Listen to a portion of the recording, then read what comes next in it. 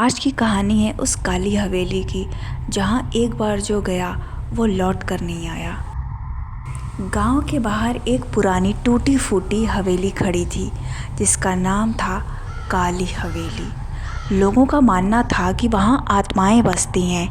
कोई भी सनसेट के बाद उस रास्ते से गुजरने की हिम्मत नहीं करता था। कहते हैं जो एक बार अंदर गया वह कभी वापस लौट के नहीं आया।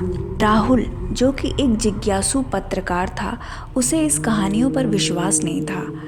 उसने ठान लिया कि वह एक रात काली हवेली में बिताकर सच का पता लगाएगा और पूरे गांव वालों को यह साबित कर देगा कि यह हवेली कोई काली या भूतिया नहीं है।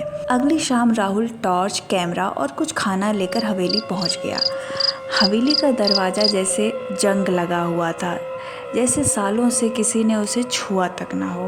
वह दरवाज़ा झाड़ते हुए खोलकर अंदर गया। जैसे ही वो अंदर पहुंचा, दरवाज़ा अपने आप बंद हो गया, तेज़ आवाज़ के साथ। हवेली के अंदर धूल, मकड़ी के जाले और सन्नाटा था। राहुल ने कैमरा ऑन किया और हवेली के हर कोने को रिकॉर्ड करना शुरू कर दिया। जैसे जैसे रात गहराई, अजीब सी सरसराहट सुनाई देने लगी। अचानक उसे एक हल्की सी सिसकियाँ सुनाई दी, जो कि किसी औरत की रोने की सिसकियाँ थीं। वह आवाज़ की दिशा में गया। जैसे जैसे वह आवाज़ की ओर बढ़ता, सिसकियाँ और तेज होने लगती। जब वह उस जगह पहुंचा जहां से आवाज़ आ रही थी, कमरे में एक झूलता हुआ झूमर हिल रहा था, जबकि कोई हवा नहीं थी। राहुल ने पूछा, कौन है वहाँ? कोई जवाब नहीं आया, लेकिन सिसकियाँ और तेज हो गईं। तभी उसे एक आईना दिखा जिसमें एक औरत सफ़ेद साड़ी में दिख रही थी, लंबे बाल, सुर्ख लाल आंखें। राहुल ने तुरंत पीछे मुड़कर देखा, वहाँ कोई नहीं था। पर जैसे ही उसने फिर आईने में देखा, औरत उसकी आंखों में घूर रही थी। वह पीछे हटने ही वाला था कि अचानक उसका कैमरा बंद हो गया, टॉर्च भी बुझ गया और पूरी हवेली में अंधेरा छा गया। तभी किसी ने उसका हाथ पकड़ लिया और वह हाथ बिल्कुल बर्फ जैसा ठंडा था। राहुल डर से कांप उठा। वह चीखने लगा और दरवाजे की ओर जोर से भागा, लेकिन दरवाज़ा बंद हो चुका था और वो खुल नहीं रहा था। बहुत कोशिश करने के बाद भी वह दरवाज़ा नहीं खुला।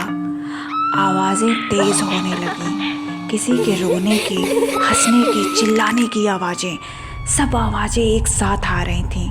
राहुल ये सब सुनकर बिल्कुल एकदम बदहवास हो गया और बेहोश हो गया। जब अगली सुबह हुई तो लोगों ने देखा कि हवेली के बाहर खून के निशान, टूटे कैमरे का हिस्सा।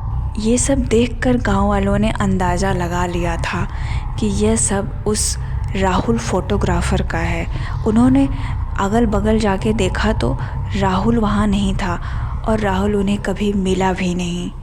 लेकिन जब भी रात को हवेली के पास से कोई गुज़रता तो लोगों का कहना था कि अंदर से मदद के लिए पुकारती हुई आवाज़ सुनाई देती थी और आईने में एक पत्रकार की परछाई अब भी दिखाई देती थी, जो सदा के लिए उसमें कैद हो गई थी।